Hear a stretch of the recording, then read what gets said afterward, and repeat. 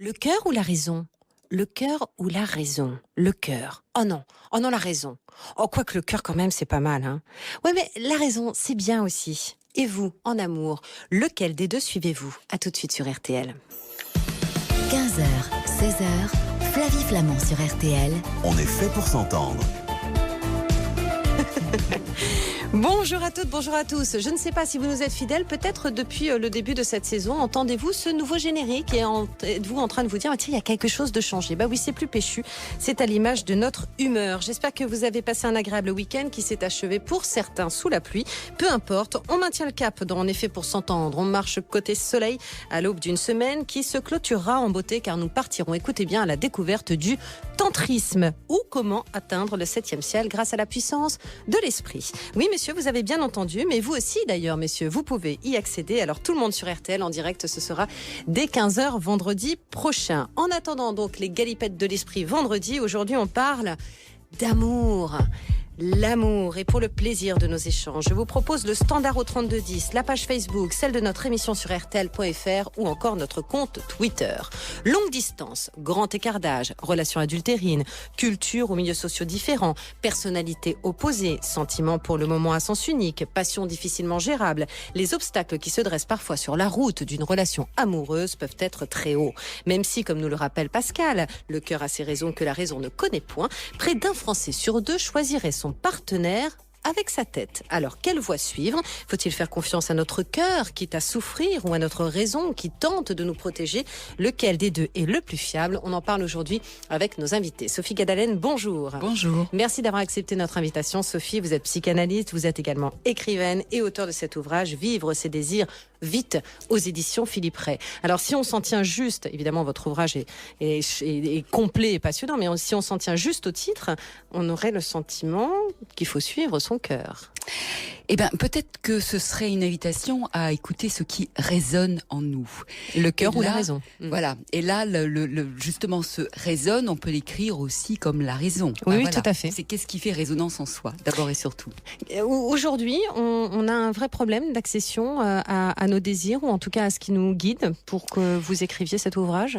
Il me semble en tout cas qu'aujourd'hui, le désir est partout, il est prôné, il est vanté, il nous est proposé. On est même invité, plus qu'invité, ordonné de le suivre. Mais il me semble qu'on ne parle pas souvent du désir réel qui nous pousse et qui nous anime. On nous propose quelque part des objets, des façons, des modes d'emploi, des techniques pour être heureux comme il faut être heureux. Or, je crois qu'effectivement, être bien dans sa vie, c'est une démarche beaucoup plus personnelle, beaucoup plus subtile, beaucoup plus singulière, et que, voilà, écouter ce qui résonne en soi, c'est aussi une façon d'échapper à tout ce qui nous est proposé pour vivre comme il faudrait vivre, soi-disant selon ses désirs, mais qui ne sont pas les nôtres. Voilà, s'affranchir en tout cas. Cécile Guéret, bonjour. Bonjour Cécile, ça va? Ça va, merci. Belles vacances? Ah, délicieuse. Très bien, oui, c'est déjà loin, comme dirait Oui, l'autre. c'est un petit peu trop loin. Cécile, vous êtes thérapeute gestalt, vous êtes journaliste au magazine Psychologie, et quand on vous a proposé ce sujet, vous avez sauté dessus. On peut le dire clairement, vous trouvez oui. que cette question est passionnante. Ah, je trouve que c'est un très beau sujet. Alors, j'ai pas tout à fait réussi à trouver la réponse encore. Je Oui, vous avoue, on est d'accord. Je suis entre les deux. Mais je trouve que c'est une super question. Et en plus, c'est une question, en tout cas, que moi, j'entends beaucoup dans mon cabinet, pour les relations amoureuses, énormément. Un peu aussi pour les changements de vie. L'envie d'un changement de vie radical. Alors, c'est peut-être aussi l'effet rentrée, puisqu'on parlait des vacances. Mais je trouve que c'est vraiment une belle question. Et c'est super dur, même pour soi, de savoir effectivement quel est son désir, de quoi j'ai vraiment envie. C'est vraiment une question vaste. Est-ce que le problème, ça n'est pas aussi la définition, Sophie Gadalen, du cœur ou de la raison? Oui, tout à fait. La raison, on pourrait dire que c'est cette part en nous qui est justement rationnelle, objective, alors qu'en tant que sujet, c'est quand même difficile de se penser de manière objective. Je dirais même que c'est impossible. Mais on a l'idée de quelque chose comme ça, de très ordonné, de très réfléchi, avec lequel on a du recul. Or non, la raison qu'on croit être la nôtre, d'abord c'est celle de qui? Est-ce que c'est pas l'entourage? Est-ce qu'on n'a pas été façonné d'une certaine manière?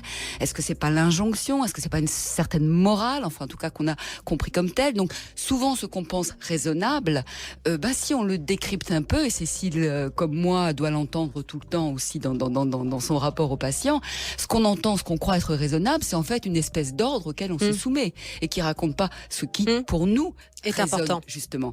Et le cœur en face, alors là, oui, là aussi, comme disait Cécile tout à l'heure, voilà, est-ce que c'est du corps? C'est en tout cas de la sensation, de l'émotion. Est-ce que c'est pas justement cette part inconsciente qui, quelque part intuitivement, immédiatement sait ce qu'elle veut.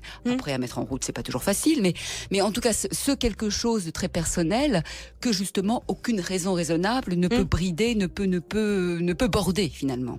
Voilà, et comme l'écrit Val, personnellement, j'ai choisi la raison du cœur, parce que ça aussi, c'est effectivement quelque chose. On peut aussi le faire, et vous avez bien raison, Val. On va se retrouver dans un instant. Je vais vous demander également votre définition de la raison et du cœur, Cécile Guéret. Et si vous souhaitez nous éclairer de votre expérience, discuter avec nous également, n'hésitez pas. Vous vous rendez au 3210, le standard vous est ouvert. Vous vous rendez également sur les réseaux sociaux. Nous sommes derrière les ordinateurs, là, prêts à vous répondre. Et puis, je me ferai l'écho, bien sûr, de tous les messages que l'on reçoit. Visiblement, vous êtes côté cœur aujourd'hui sur RTL. À tout de suite. Vous écoutez RTL.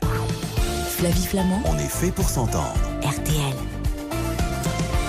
Laure, merci de nous faire confiance et merci de nous écrire sur Facebook. Malgré les coups que mon cœur a pris, je continue toujours à l'écouter. À trop écouter la raison, on passe à côté de beaux moments avec de belles personnes. Cathy, elle, de surenchérir. En amour, pas question à se poser.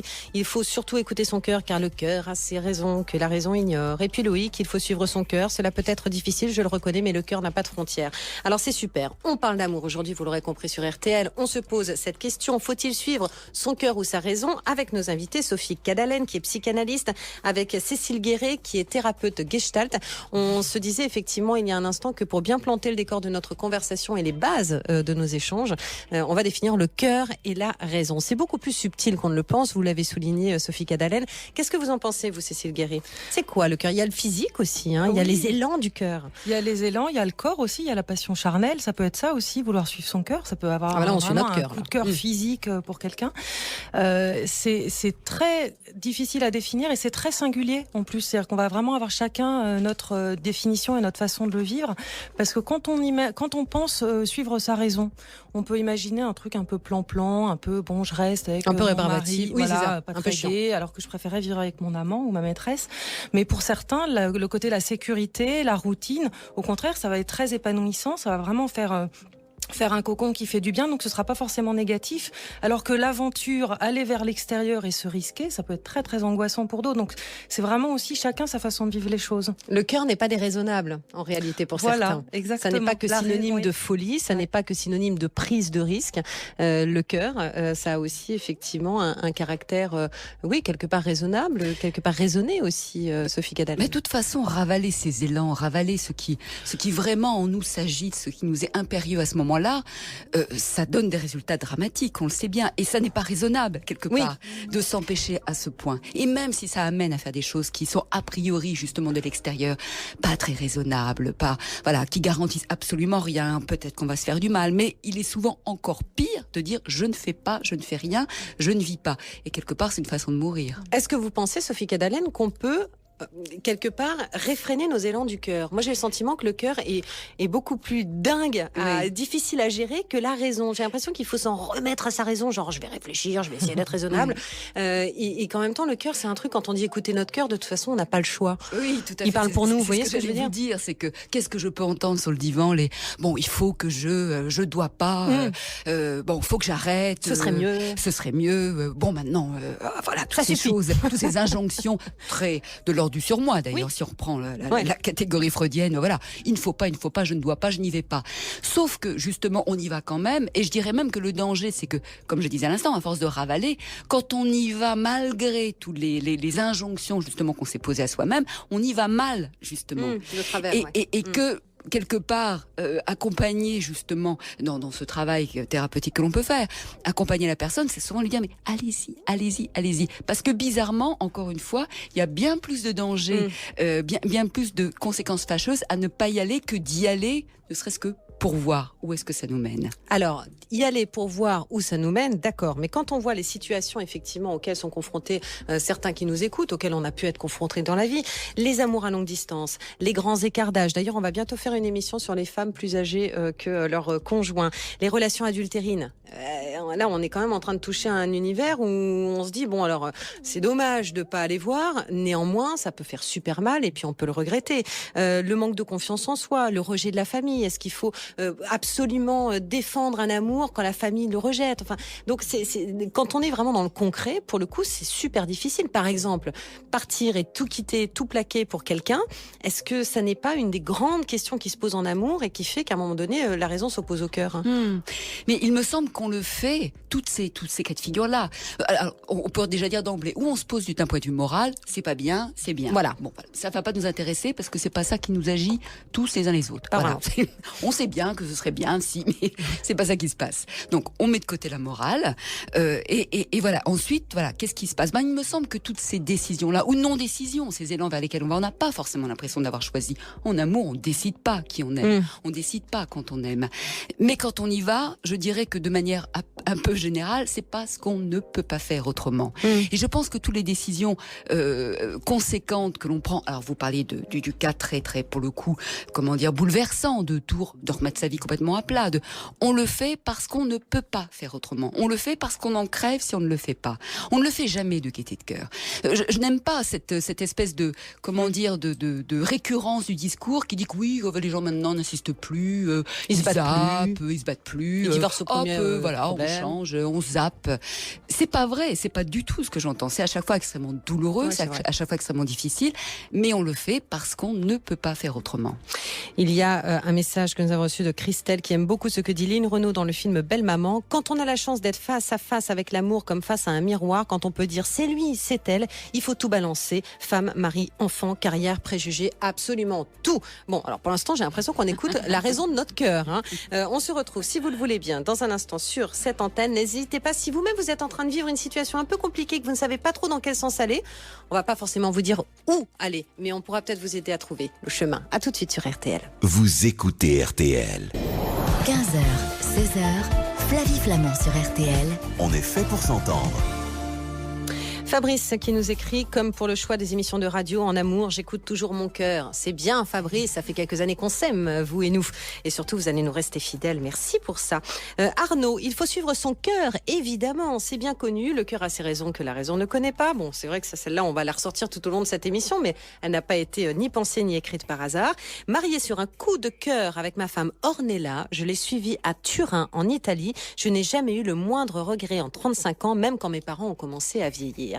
Alors, vous êtes nos invités, Sophie Cadalen, Cécile Guéret. Cécile Guéret, quand on écoute par exemple le message d'Arnaud, là on est vraiment dans une sorte de choix de vie hyper concret. C'est-à-dire, je tombe amoureux d'une Italienne et à un moment donné, il faut bien que j'aille la rejoindre. Enfin, il faut bien. Je la rejoins ou je reste là avec mes parents, proche de ma famille, proche de mon boulot, ou est-ce que tout à coup je pars à l'aventure et je m'en remets à une histoire dont je ne sais pas si elle va me rendre heureux au moment, enfin dont j'imagine qu'elle peut me rendre heureux, mais dont je ne connais pas la finalité. Ce qu'il y a de chouette, je trouve, dans ce témoignage, c'est qu'on sent qu'il y a... Bon, alors déjà, il dit qu'il n'y a pas de regret, alors c'est toujours, c'est toujours super. Sympa à entendre. En 35 ans. Et on sent qu'il y a eu un élan et un choix. C'est-à-dire qu'il y a vraiment, il a décidé d'y aller et il s'est appuyé sur cet élan-là. Parce que finalement, même quand on fait le choix de la raison, on n'est pas sûr de pas se planter. En fait, on sait jamais si ça va, que ce soit le cœur ou la raison, on sait jamais ce que ça va donner.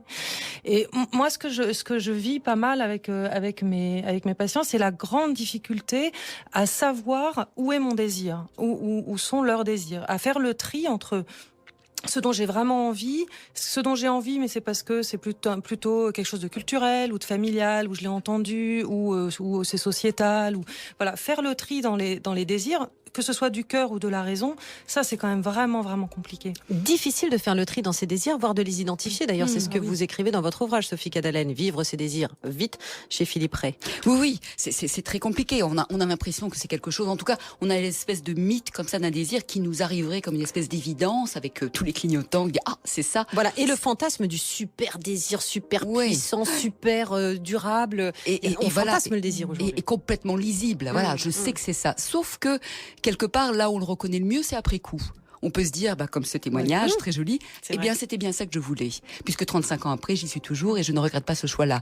Et pour justement, quelque part, débroussailler un petit peu ce magma de désirs qu'on croit être et qui sont peut-être pas, et d'où ça vient, est-ce que je fais parce que je veux, parce que je dois, parce qu'il faut, il faut essayer. Et il me semble que on a souvent la peur de l'échec. Alors en amour ô combien, mais je crois que quand on en pleine responsabilité, on se dit allez, je ne peux pas faire autrement qu'essayer. Je ne sais pas ce que ça va donner, mais j'y vais parce que c'est ça qui m'est important aujourd'hui. Et ça peut être aussi des choses a priori très raisonnables ou apparemment très raisonnables. On ne peut pas échouer. Ça ne veut pas dire que ça va marcher. Mais on aura été au bout de quelque chose. Et fort de ce chemin-là, eh bien peut-être qu'on prendra une toute autre décision et peut-être qu'on reviendra de Turin, par exemple. Voilà, alors à l'instar de Christelle. D'ailleurs, Christelle, si vous voulez composer le 3210, j'aimerais bien qu'on se parle. Tout comme Jessica, on essaie de vous joindre, Jessica. Christelle, en amour, il faut écouter son cœur. En ce moment, je vis une belle histoire d'amour, mais mon entourage me dit que ça ne pourra pas marcher car il est guide touristique au Portugal et moi j'habite Paris, mais on suit notre cœur et je ferai tout pour que notre couple fonctionne. Ça, c'est super. Mais alors, je voudrais qu'on revienne sur cette idée de l'entourage. Donc les injonctions de la société, faut avoir des désirs, bon bref, on l'a dit, et les injonctions aussi de l'entourage, c'est-à-dire que la morale, elle est où? Vous parliez de la morale tout à l'heure, c'est la morale générale ou c'est la morale en soi? Ah bah c'est bien le problème de la morale, c'est qu'il y a une morale générale, mais tout le monde l'interprète selon sa propre morale. Donc de quelle morale parle-t-on? Oui, et de sa propre expérience. Voilà, exactement. Elle est à tempérament très variable, la morale. Donc c'est une espèce de conjonction de tout ça. Alors évidemment, l'entourage, on est quand même attentif à ce qu'il en pense. Plus ou moins, il vaut mieux pas être totalement attentif à ce qu'il en pense, parce que chacun pense à l'aune de sa propre expérience, à l'aune de ses propres peurs, à l'aune de ses propres désirs. Donc finalement, c'est toujours extrêmement subjectif. Et dans tout ça, qu'est-ce qui a du mal souvent à émerger? C'est la petite voix du « mais qu'est-ce que je veux moi vraiment ?» Et en amour, elle peut être très puissante, cette voix-là, elle peut être complètement folle. Mais encore une fois, il me semble qu'à la suivre, et pas forcément à la suivre en disant « je vais leur prouver à tous que j'ai raison ». Non, pour les bonnes je raisons. la suis, et puis on verra bien. Et puis d'ailleurs, la vie, elle est faite de virages comme ça, elle est faite de surprises et de choix. C'est-à-dire que Christelle, elle peut partir au Portugal. Pardon Christelle, je vous invente une vie. Mais tout à coup, elle peut avoir un job au Portugal qui l'éclate, elle peut faire des rencontres qui l'intéressent et qui vont donner tout un nouveau tournant à son existence. Moi, je trouve que partir pour une histoire d'amour, c'est quand même la meilleure raison de partir. C'est bien plus qu'un CDI ou qu'une envie de changer de région. Je trouve que c'est quand même vachement plus joli. En espérant que l'amour soit en CDI, justement, parce qu'à ce moment-là, quand on part, on ne signe pas un CDD. Bon, nous, le CDI se poursuit évidemment avec vous. Pas d'indemnité de départ, on reste ensemble évidemment et on se retrouve tout de suite. Jessica, vraiment, si vous nous entendez, j'adorerais qu'on puisse se parler parce que je ne vais pas déflorer le contenu de votre message. J'aimerais vraiment qu'on puisse en parler en direct sur RTL. À tout de suite. Vous écoutez RTL. RTL, On est fait pour s'entendre. Flavie Flamand. Jessica, allez, on tient encore un petit peu, on essaye donc de vous appeler Jessica, on essaye également de vous joindre Geneviève sur Twitter et nous on poursuit notre conversation en attendant avec nos invités. Donc Sophie Cadalen, dont je vous conseille l'ouvrage parce qu'elle vous invite à vivre vos désirs et en plus rapidement aux éditions Philippe Ray. Et Cécile Guéret, qui est thérapeute gestalt, elle est journaliste aussi au magazine Psychologie. On va revenir sur la peur, mesdames. On apparente souvent la peur à la raison, Sophie Cadalen. C'est-à-dire, non, je ne vais pas vivre ça car j'ai peur de souffrir, j'ai peur de mettre en péril mon couple, j'ai peur de... je ne sais pas quoi, j'ai peur de me planter en allant vivre au Portugal ou à Turin. Oui, alors la peur, pour le coup, me semble-t-il, est aussi du côté du cœur. Même si on aime follement, même si on aime impérieusement, ça n'empêche pas qu'on ait profondément la trouille aussi. Oui, bien sûr. Ne serait-ce que celle de souffrir. Oui. Mais on y va quand même. Voilà. Oui. Et d'une certaine manière, c'est peut-être ça qu'il s'agit de repérer, de défricher, de décrypter dans cette peur. C'est une peur de quoi? C'est une peur de souffrir, effectivement. Et ça, d'une certaine manière, je crois qu'on a à se réconcilier avec cette peur-là. On n'en fera pas l'épargne. C'est ce que je dis souvent d'ailleurs à mes patients. Il ne s'agit pas d'y aller sans peur. Il s'agit d'y aller avec sa peur, mais comme une espèce de compagne de voyage. Mais on y va quand même. Une bonne vieille alliée. Ouais. Et dans ce cas-là, c'est pas l'angoisse, ça devient du trac. Et c'est pas pareil. L'angoisse, ça annihile, ça empêche tout. Le trac, on y va la peur au ventre, on a mal au ventre, on a les jambes un peu flageolantes, mais on y va quand même.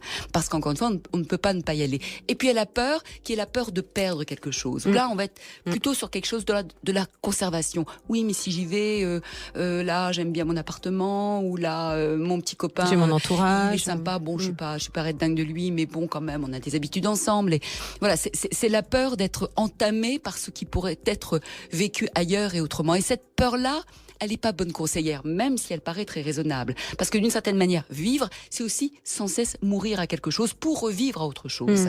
Cécile Guéret, la peur aussi. Les enfants, selon vous, conditionnent énormément nos peurs, en tout cas quand il s'agit d'amour et d'amour recomposé. En effet, c'est toujours, enfin, en tout cas, ça fait partie intégrante du choix, hein, de savoir si on reste ensemble pour les enfants. Est-ce que c'est une bonne raison ou pas, ou est-ce qu'on se sépare pour les enfants, parce que ça peut être aussi le cas de pas leur imposer un couple qui dysfonctionne avec des parents qui se disputent. Ce qu'il y a de toute façon, c'est que quand on en est à ce point-là de se dire est-ce que je suis mon cœur et ma raison, on est dans un choix complexe. Donc forcément, il y a un renoncement à un endroit ou à un autre. C'est pas facile. Et la peur, elle est que dans le fait de rester ou dans le fait de partir. Enfin, de suivre son cœur ou de suivre sa raison. Parce que de toute façon, en amour, ça fout la trouille d'aimer. Il y a aussi de la peur. Il y a la peur de l'engloutissement, la peur de la dépendance, qui est énorme. L'envie de liberté, mais la peur de perdre sa sécurité. La peur d'être lié à quelqu'un et en même temps le besoin d'appartenir, que ce soit à un couple ou à un groupe, il est très très fort. Donc on est dans ces mouvements contradictoires. Donc quoi qu'il arrive, on a la trouille, quoi. De toute façon, oui. Je pense que quand on est face à des choix comme ça, c'est difficile, oui. Donc, Sophie Cadalen a raison. Il faut faire son allié. Voilà. La solution, c'est peut-être de savoir un peu avec quel bagage on part. Avec quelle peur on part. Avec quelle peur on part et se demander effectivement comment on va pouvoir les transformer. Parce que la peur peut nous protéger aussi quelque part. On peut partir dans une passion, Sophie Cadalen, en connaissant sa peur et en sachant que justement cette peur va être une sorte de signal d'alarme en cas de problème. Oui, c'est pour ça que je dis, elle est pas forcément contre nous, la peur. Elle est aussi peut-être un garde-fou qui fait qu'on y va, mais on n'ira peut-être pas à tout prix et jusqu'au bout d'un bout justement qui n'en vaut pas la peine. Alors quand on parle des choses concrètes, là c'est vrai que à demi-mot on parle des couples adultères, on parle de refaire sa vie, en tout cas la poursuivre en quittant quelqu'un et en allant avec quelqu'un d'autre. Il y a d'autres morales, il y a d'autres peurs, il y a d'autres regards aussi qui parfois se posent sur des histoires. Jessica, tant pis, je vais y aller dans votre histoire parce que c'est vrai que c'est important et votre message nous a touchés. Elle nous écrit: j'ai écouté mon cœur car je n'ai jamais été raisonnable. Mon chéri et moi avons 24 ans d'écart et bien tant pis. La morale, ce qu'il faut faire, ce qu'il est bien de faire, le regard que l'on pose. Parfois c'est un regard de société aussi, Sophie Cadalen. Une jeune femme peut-être ou un jeune homme, je ne sais pas, mais en tout cas qui a autant d'écart avec son compagnon ou sa compagne. Oui, ce qui m'amuse toujours un petit peu dans ces histoires comme ça, un peu originales, qui peut-être le sont pas tant que ça. Oui, exactement, c'est ce que j'allais dire, c'est pas non plus. Voilà. C'est qu'il y a l'idée que oui, mais ça ne va pas durer. C'est toujours l'assertion qui est posée. Sauf que, en contrepartie, j'aurais envie de demander, quelle histoire est sûre de durer ? Voilà. Qu'est-ce qui, sur le papier, nous garantit qu'on va passer les 50 ans à venir ensemble ? Rien, absolument rien. Parce que malgré tout, je pense que c'est une chance, on a le choix aujourd'hui. On a le choix de se quitter si on ne s'aime plus, si on n'a pas envie de continuer ensemble. Donc, il n'y a aucune garantie de rien. Et comme vous disiez très justement, et si ça ne dure pas ? Est-ce que ça n'aura pas été un beau moment de vie, une belle tranche d'amour, justement, qu'on aura vécu pleinement, sans regret aucun ? Parce que je crois que c'est la pire des choses, c'est le regret de ne pas y avoir été. Cécile Guéret, ce genre d'histoire. Ça me fait penser, je trouve qu'on a une capacité à plaquer des stéréotypes en fait, parce que alors je sais pas si c'est elle ou si c'est lui qui a 24 ans de plus, mais on ne sait pas, non. En fait, tout à coup, on pense à plein de tous les problèmes qu'il pourrait y avoir. Enfin, on se colle plein de stéréotypes sur une situation, alors qu'en fait, on peut jamais savoir. Et l'idée, c'est vraiment, même dans un couple où il y a tout sur le papier pour que ça marche, de vraiment garder à l'idée que l'autre peut toujours nous surprendre. On peut jamais le contrôler. On sait jamais comment il est, et même au bout de 30 ans de mariage, de garder cette idée d'être dans la surprise de l'autre, de sa singularité. Oui, je rebondis sur ce que dit Cécile. Effectivement, on ne peut jamais savoir, et ce serait peut-être ça la définition d'une raison dont il s'agirait de se méfier. Celle qui offre des garanties. Voilà, on a l'impression que là, on a coché les bonnes cases, on sait où on va, on sait qu'on sera bien ensemble, on sait que ça va durer, on sait que... Mais non, on n'en sait rien, jamais. Voilà, et on est toujours dans cette espèce de débat, tous autant que nous sommes, là, même moi qui vous parle de manière apparemment très, très, très affranchie, francherie, t'es décomplexé. On voudrait toujours quelque part quand même savoir où on va. Voilà, une petite lisibilité sur ce qui nous attend. On n'en sait rien. Et on est toujours dans ce débat-là, oser cette ignorance, et en même temps en cherchant désespérément et à notre insu presque une espèce d'assurance. Cette raison-là n'est pas la bonne. Marcher à l'aveugle donc, mais marcher toujours sur RTL. On se retrouve, si vous le voulez bien, dans un instant. J'ai des questions à vous poser sur le fait de ne pas passer à côté de moments. Oui, mais parfois c'est dangereux aussi ces moments-là. Ça peut conditionner le reste. À tout de suite. Vous écoutez RTL. Flavie Flamand sur RTL. On est fait pour s'entendre.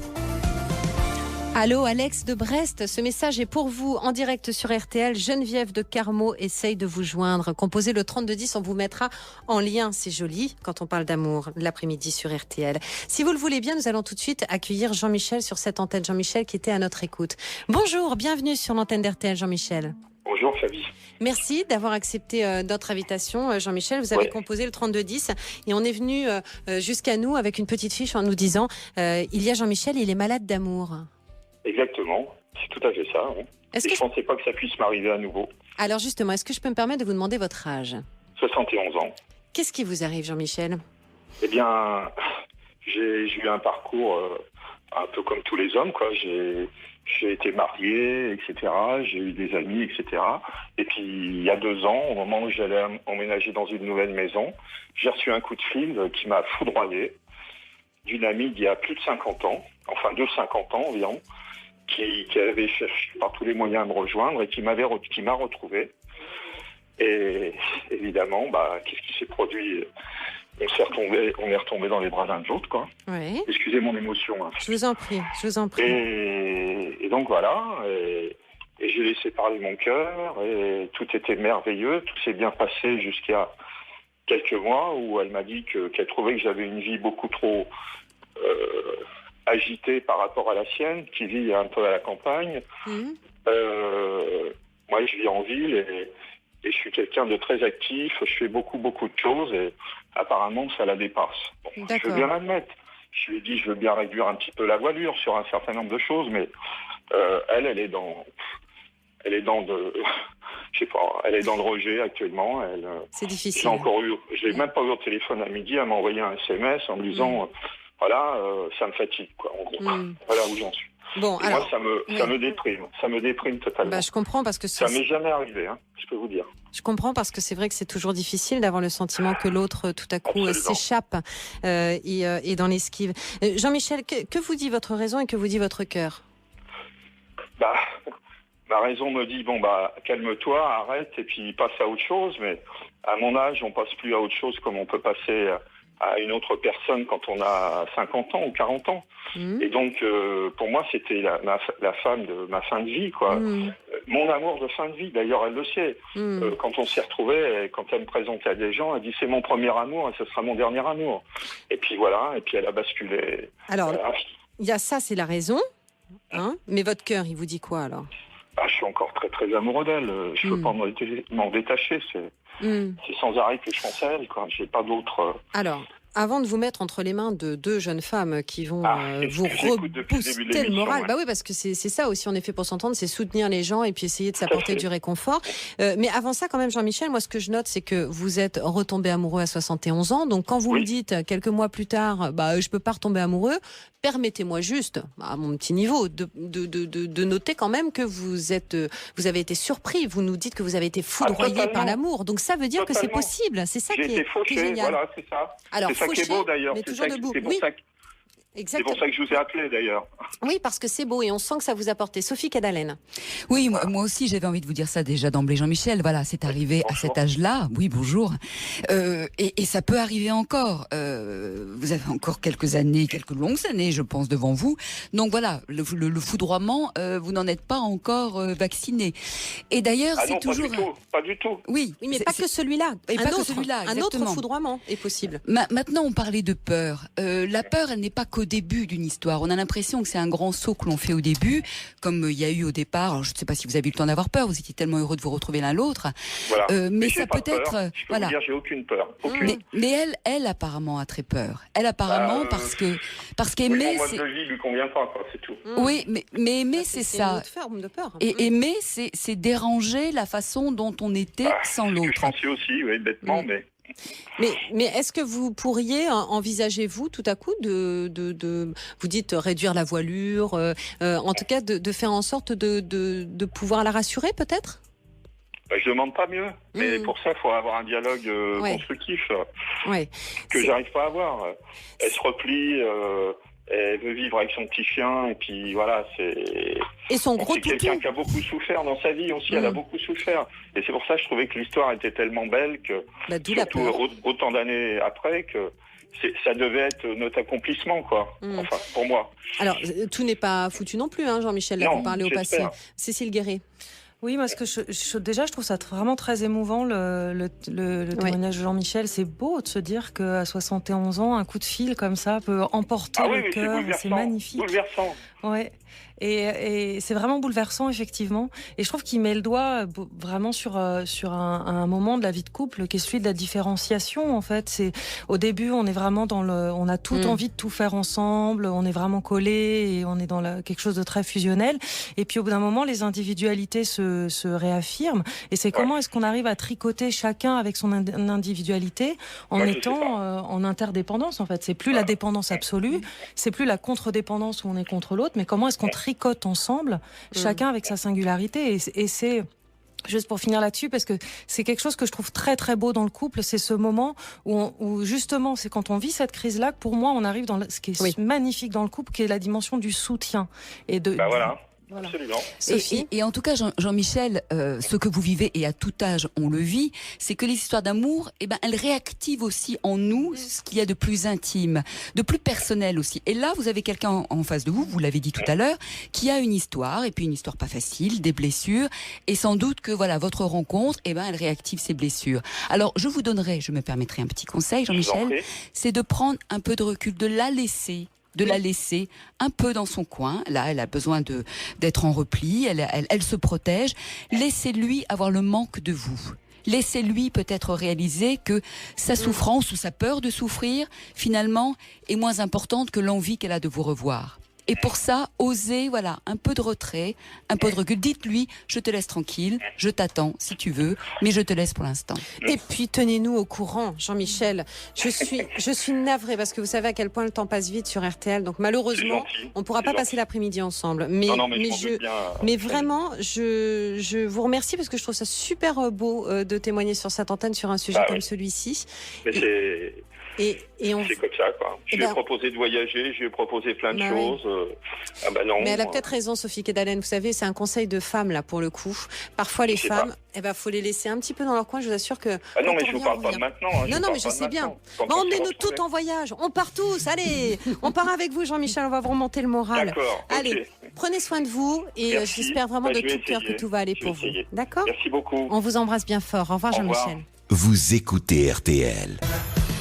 Jusqu'à 16h, Flavie Flamand sur RTL. On est fait pour s'entendre. J'ai l'impression qu'on va faire un volet 2 de cette émission, tant vous êtes nombreux à nous appeler. Merci pour tous vos messages. Vincent, vous avez composé le 3210. Si on a le temps, on va vous appeler pour que vous nous éclairiez de ce que vous venez de vivre avec votre épouse.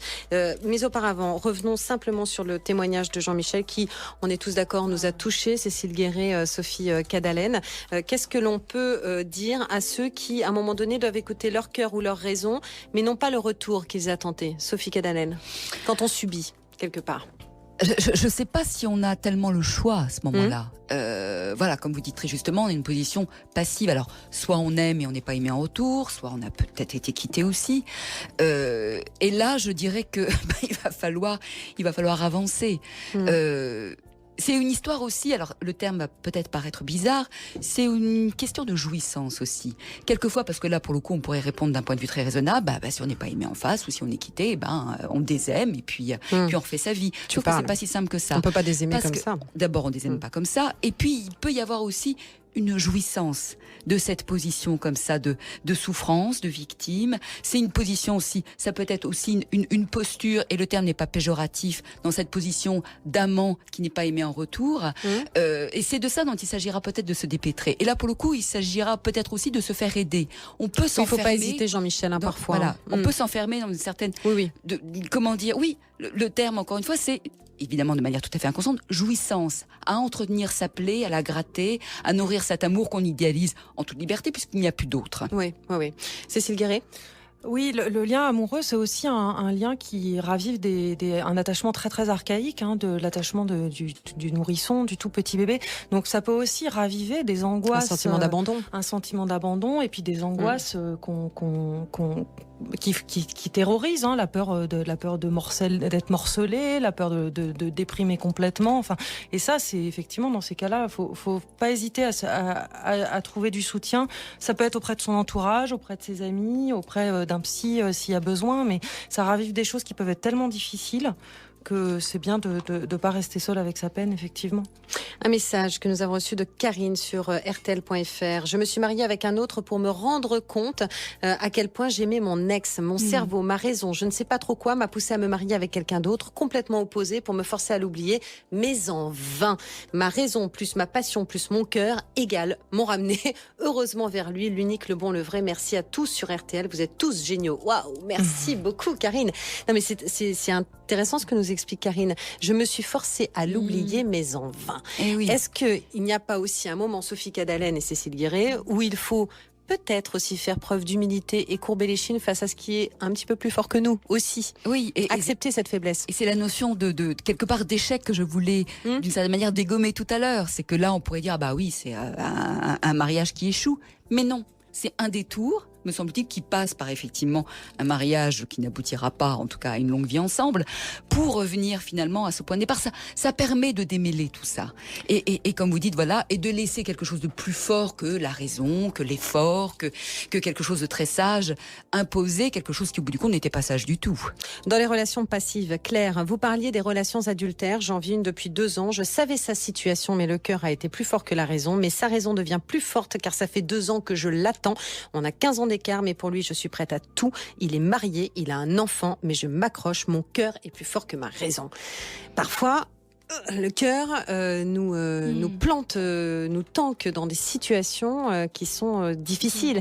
Et pourtant, on préfère écouter ce cœur et être dans une position d'attente de maîtresse que d'écouter cette raison qui nous dirait de prendre la poudre d'escampette et de sortir le samedi soir en cherchant quelqu'un d'autre pour l'oublier. Le cœur peut aussi vriller en une espèce de, je dirais, de défi. Et là, je ne sais plus si c'est vraiment du cœur à ce moment-là. C'est pas rare dans ces situations-là. Quelque chose qui est, j'ai pas fait tout ça pour rien. Je l'aurai un jour ou l'autre. Quelque chose, oui. Je l'aurai. Oui. Je me rappelle une pub. Tiens, vous devriez quelque chose de la pub, Sophie Cadalen. Quelque chose presque de l'ordre d'une forme d'orgueil qui prend le dessus et qui fait que, au bout du compte, on ne sait plus si c'est effectivement tant de raison, tant de cœur que ça. Mais par contre, il y a des situations, effectivement, les séances, on se dit, mais elle est complètement abrutie, qu'elle reste avec où il est. Oui, tout à fait. C'est vraiment les femmes qui attendent. Mais si de soi à soi, on se dit qu'on préfère encore l'aimer dans son indisponibilité, qu'on trouve plus de plaisir à l'aimer, que finalement, ça fait moins souffrir que de renoncer de manière raisonnable, on ne pourra pas de toute façon s'en décrocher. Donc ça veut dire qu'il faut s'écouter aussi, Cécile Guéret. Oui, mais si ça se trouve, alors j'ai l'impression que elle, en l'occurrence, elle en souffre un petit peu, mais il y a des femmes aussi qui sont très heureuses dans la position de la femme adultère. Oui, non, mais c'est vrai que quand on attend. Quand Oui. on attend, c'est qu'on espère de l'autre un retour, qu'on n'a pas forcément. Oui, encore. oui. Et effectivement, alors là, effectivement, c'est écouter ses sensations, de savoir concrètement, en fait, comment je me sens, en fait. Est-ce que je suis heureuse? Est-ce que je suis bien dans cette situation-là? Est-ce que si ça changeait, je serais plus heureuse ou moins heureuse? C'est quand même une bonne boussole, d'écouter son corps et ses sensations pour savoir où on en est. Vincent, on ne va pas avoir le temps de se parler. En revanche, on n'hésitera pas à vous passer un petit coup de fil pour savoir comment vous allez et puis pour pouvoir envisager un jour un témoignage sur cette antenne. On se retrouve dans un instant. Je vais vous parler du super programme de demain. Vous écoutez RTL. Flavie Flamand, On est fait pour s'entendre. RTL. Voilà, je voudrais dire à Jean-Michel aussi que nous avons reçu plein de messages d'auditeurs qui vous soutiennent sur les réseaux sociaux, Jean-Michel, et qui trouvent votre témoignage très touchant. El Rey Mester qui dit également: l'émission d'aujourd'hui est touchante, un choix immensément cornélien, le cœur ou la raison, c'est magnifique. Magnifique aussi. Donc nos invités aujourd'hui, Sophie Cadalen, je vous remercie d'avoir accepté notre invitation. Merci et donc à je vous. conseille cet ouvrage, Vivre ses désirs vite, aux éditions Philippe Ray. Je tiens à préciser que on reprendra date pour aborder ce sujet parce qu'on n'a pas pu en faire le tour aujourd'hui. Merci beaucoup Cécile Guéret. Merci à Je vous. rappelle donc à l'occasion Psychologie Magazine. Je voudrais que tout le monde se lève pour fêter un bon anniversaire à Alexandra, notre productrice et amie, voilà, qui fête aujourd'hui ses 25 ans. Et nous, demain, on se retrouve à 15h. Et vous savez ce qu'on va faire demain sur RTL? Eh bien, on va se toucher, enfin ceux qui le veulent bien. Comment se fait-il que certains d'entre nous soient tactiles, recherchent le contact et d'autres le fuient? Caresses, étreintes, mains sur l'épaule, baisers sur la joue, sur la bouche. Qu'est-ce que le toucher nous apporte? Et la tendresse, bordel? Eh bien, ce sera demain à 15h avec vous, bien sûr, sur RTL. Tout de suite, ça me touche. Voici Laurent Ruquier, les grosses têtes. Je vous dis à demain. Vous écoutez RTL.